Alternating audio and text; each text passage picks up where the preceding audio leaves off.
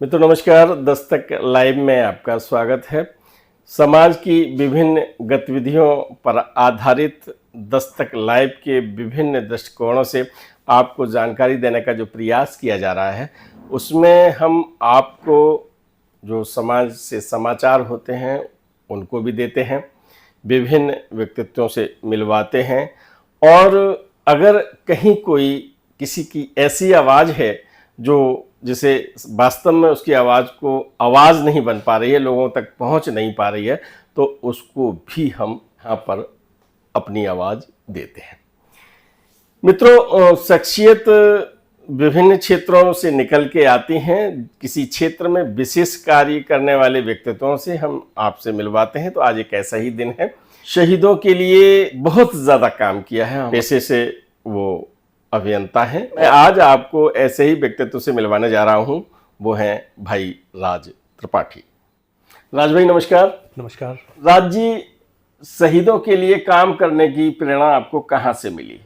देखिए, शहीदों पर अगर बात करें तो चूँकि 1942 के आंदोलन में बाबा शहीद हुए थे और उसके बाद ताऊ जी जो उस आंदोलन में थे, चूँकि मेरा उनके साथ बहुत रहना हुआ, तो उनसे ये सारी चीज़ें धीरे धीरे खून में कब पहुंच गई मुझे खुद ही नहीं पता लगा। कई बार शहीद मेला लगता था, मैं जॉब कर रहा होता था, इंजीनियर हूँ, जॉब कर रहा होता था, शहीद मेले के दौरान उनको छोड़ के भाग आता था। तो वो धीरे धीरे करके वो पूरी तरह से शहीदों के प्रति एक झुकाव होता गया। और चूँकि उस वक्त के बहुत सारे क्रांतिकारी ऐसे हैं जो भगत सिंह और आज़ाद के साथ रहे हैं, उनमें से मैंने बहुत सारे क्रांतिकारियों को लखनऊ में देखा है। जब मैं ताऊ जी के साथ वहाँ रहता था, ताऊ जी के पास रहता था, तो वहाँ बहुत सारे क्रांतिकारियों को देखा। उस वक्त चूँकि उतनी समझ नहीं थी, पर जैसे जैसे समझ बढ़ी तो लगा यार वो तो इस देश में ऐसे लोग भी रहे हैं, उन्हें देखा तो वहाँ से प्रेरणा जगी। जैसे एक मैं उदाहरण के लिए बताता हूँ कि मैंने दुर्गा भाभी को देखा। अब दुर्गा भाभी के बारे में जब पढ़ा, उस वक्त नहीं पता था, पर जब उनके बारे में पढ़ा तो फिर एक श्रद्धा बढ़ती चली गई। तो इस तरीके से शहीदों में एक श्रद्धा बढ़ती गई। और यहाँ चूँकि शहीद मेला होता था तो शहीद मेले में इन्वॉल्व हुआ, तो ऐसे करके वो धीरे धीरे वो एक।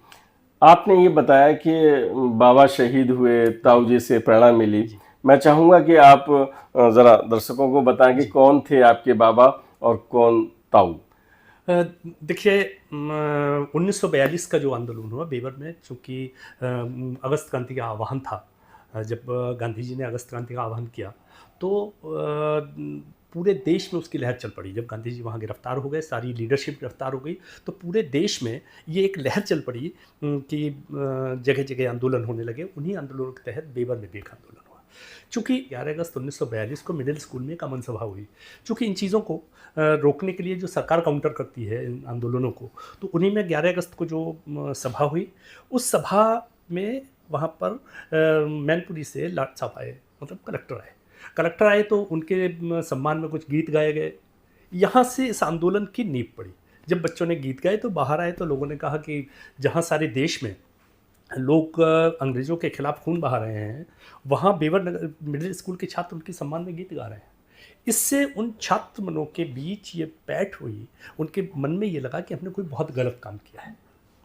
इससे उस आंदोलन की शुरुआत हुई। जगदीश चंद्र त्रिपाठी और उनके जो साथी थे, उन्होंने बैठ के पर्चे लिखे, नगर में पर्चे चिपकाए गए और 14 तारीख को हड़ताल की घोषणा कर दी गई। 14 को जब हड़ताल की घोषणा हुई तो वहाँ पर पूरा स्कूल, जो मिडिल स्कूल कक्षा 7 तक हुआ करता था, तो उसके सारे बच्चे निकले, उनके साथ नगर के लोग जुड़े। तो इसके दौरान थाने पे पहुँचे, वहाँ पर तिरंगा झंडा फहरा दिया गया। आले अली जो वहाँ का थानेदार था, उसने अपनी पिस्तौल फेंक दी। 14 अगस्त को ये हो गया। 14-15 की रात को वहाँ पे बहुत सारी पुलिस आई और पुलिस आने के बाद अगले दिन के लिए धारा 144 लगा दी और जुलूस निकालने को मना कर दिया। जब ये मना कर दिया, पर सारे छात्र नहीं मानने वाले थे, युवा खून है। 15 को फिर जुलूस निकला और बहुत बड़े पैमाने पर निकला। थाने के ऊपर पहुँच गए, वहाँ पर गोली वर्षा हुई, जिसमें 3 लोग शहीद हुए, जिसमें बाबा अमर शहीद जमुना प्रसाद त्रिपाठी, एक मिडिल स्कूल के छात्र विद्यार्थी कृष्ण कुमार जो मात्र 14 वर्ष के थे, और सीताराम गुप्त जी। 3 लोग वहाँ ऑन स्पॉट शहीद हुए। बेवर से 3 लोग शहीद हुए। शहीद जमुना प्रसाद त्रिपाठी, शहीद सीताराम गुप्त और विद्यार्थी कृष्ण कुमार।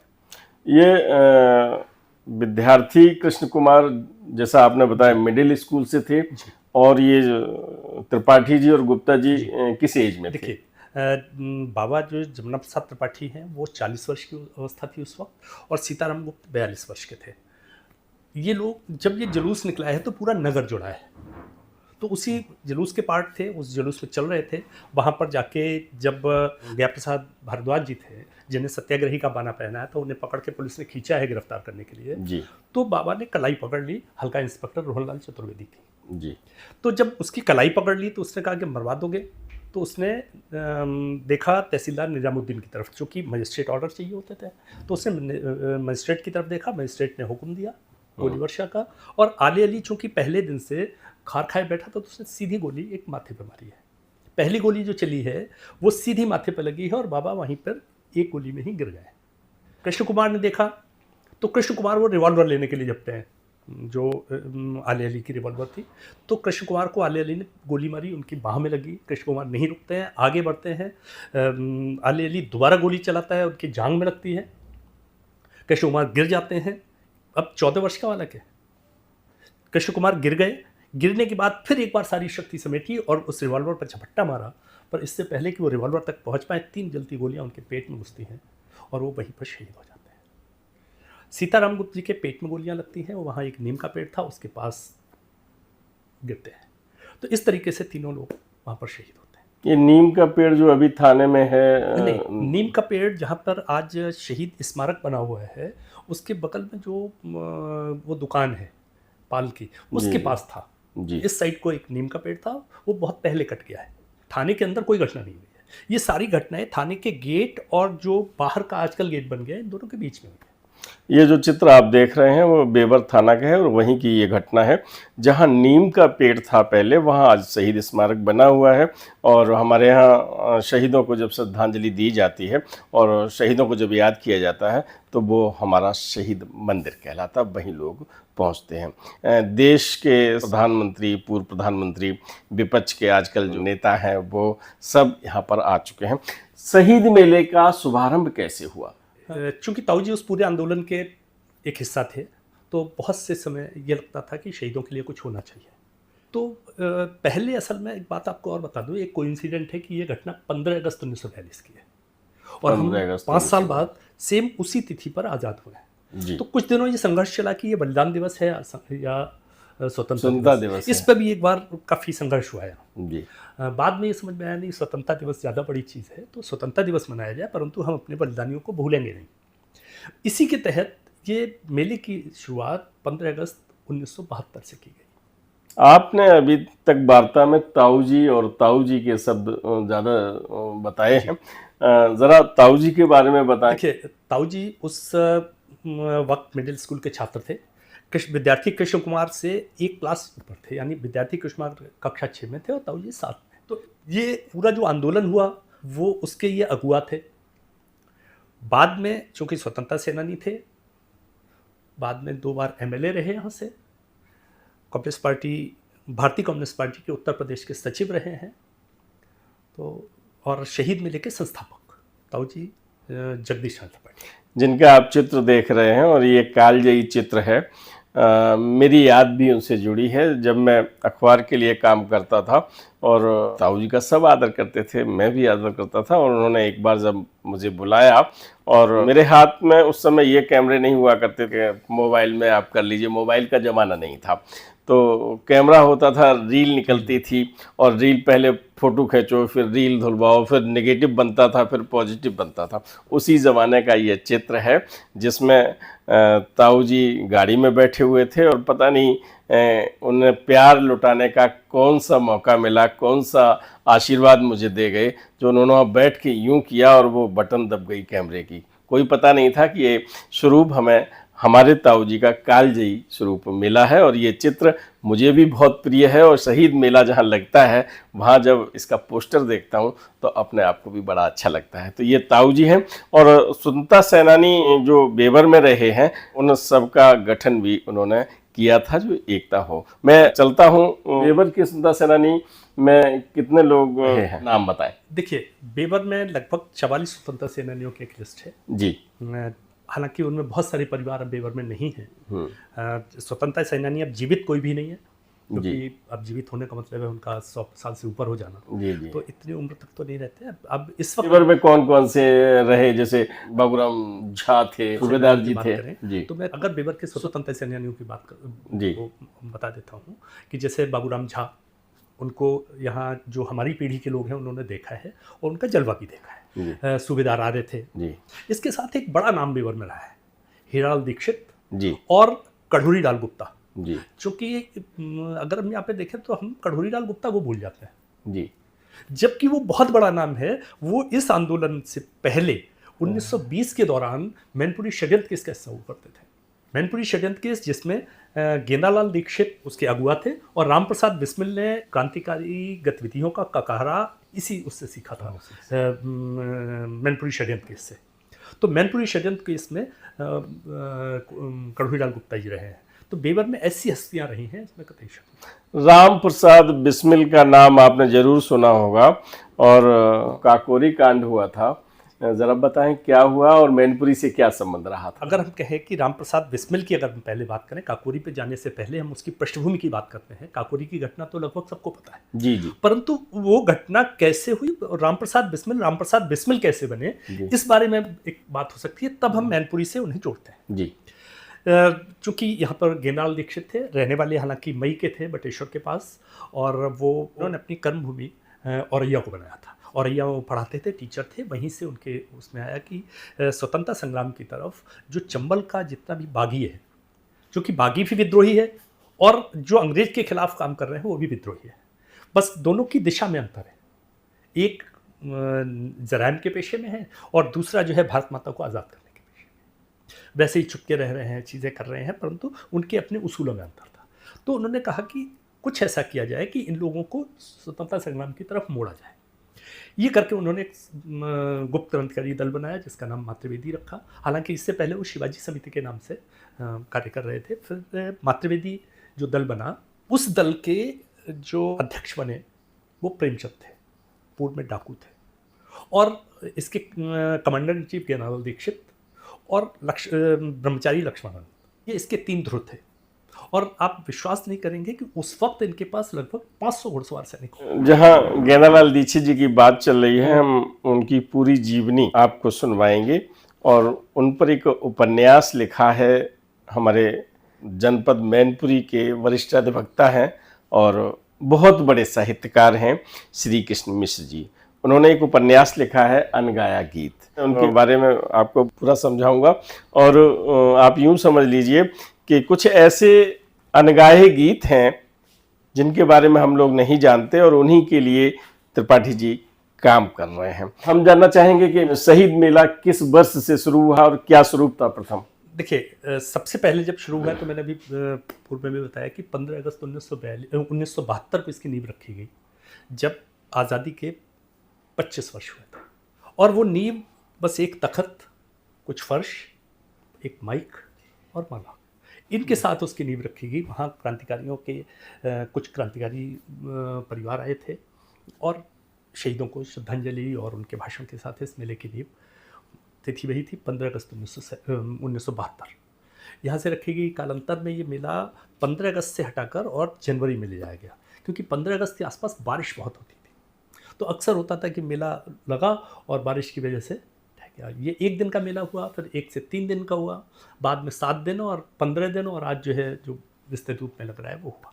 अभी कितने दिन का मेला लग रहा है? इस वक्त जो है वो 21 दिन का पहुंच गया है। 21 दिन का मेला लगता है। 23 जनवरी से शुरू होता है और ये 12 फरवरी तक। ये 23 जनवरी चुनने का क्या कारण है? या तो 26 जनवरी होती। देखिए, 23 जनवरी एक स्वतंत्रता संग्राम के बहुत बड़े महानायक का जन्म दिवस है, नाम भी सुभाष बताइए। चंद्र बोस। ये नरम और गरम 2 दल हुआ करते थे आज़ादी में, और आपने बताया कि गांधी जी का नाम लेते हुए लोगों ने सीने पे गोली खाई और 3 स्वतंत्रता सेनानी हमारे यहाँ शहीद हुए, और उसमें गरम दल का नेतृत्व नेताजी ने किया था। और आज नेताजी को जो हम जब कहते हैं तो हमारी पीढ़ी तक केवल एक ही नेता हुआ करते थे, सुभाष चंद्र बोस। उन्हीं की जयंती थी। जयंती थी। जयंती से शुरू होता है और 21 दिन तक चलता है।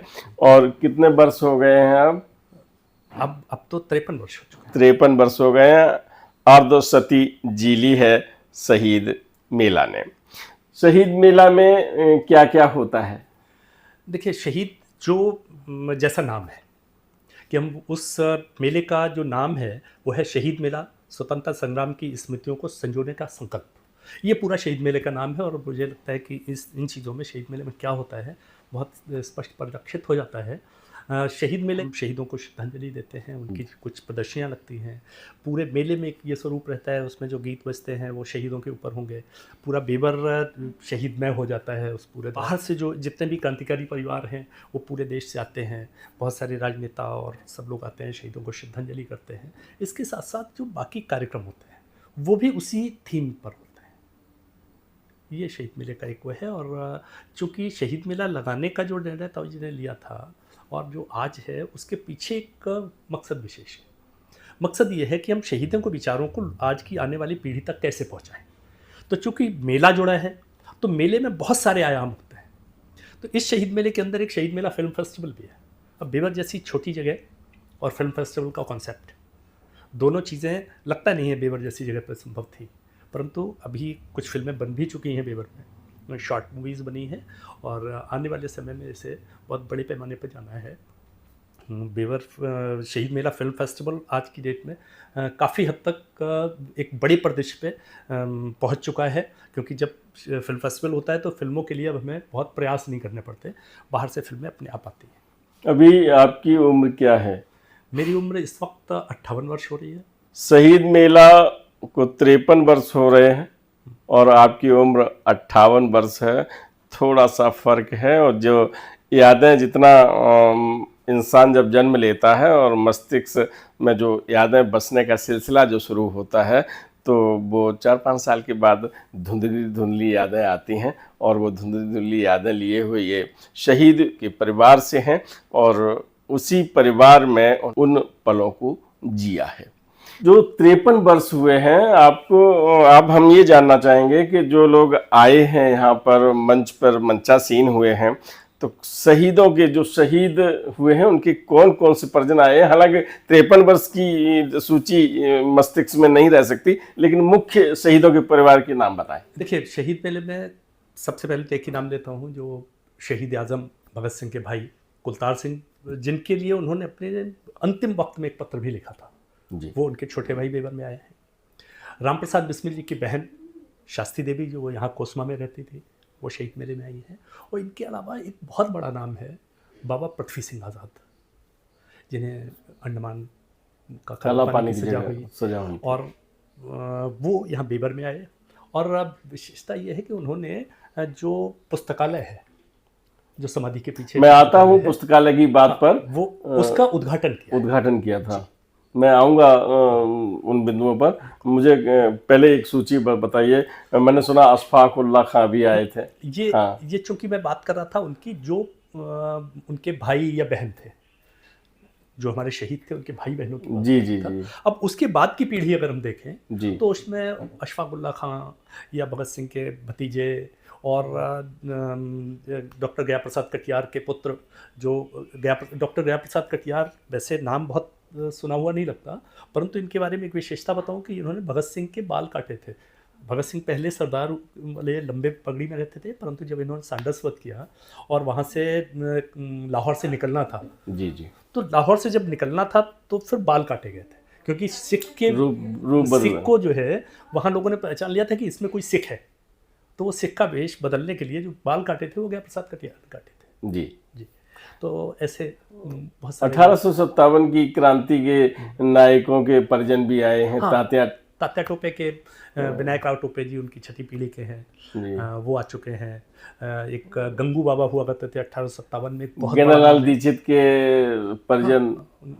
गंगू बाबा एक बड़ा नाम है लखनऊ इसमें, कानपुर में।